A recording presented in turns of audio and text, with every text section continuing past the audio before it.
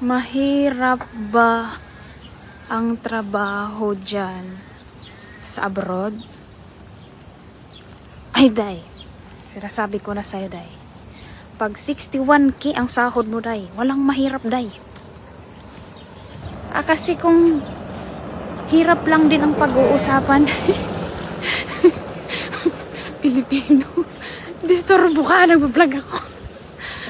Kasi, Day, kung hirap lang din ang pag-uusapan, Day, ako, mas mahirap ata ang dinarasan ko noon.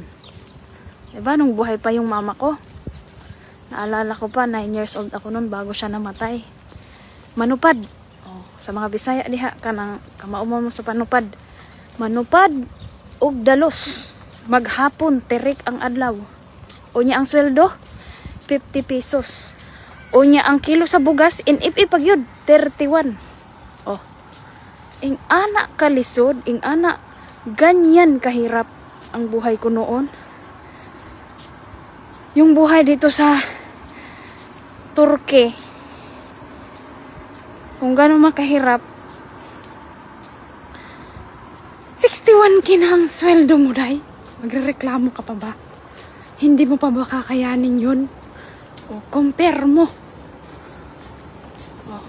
Siyempre magtsatsaga ka, Day. Expect the worst pag mag-work ka sa abroad. Diba?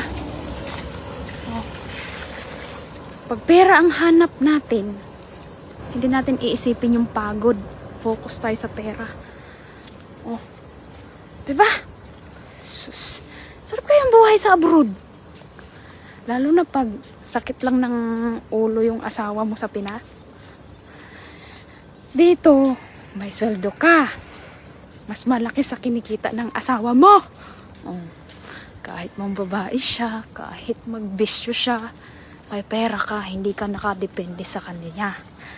Diba? Mindset.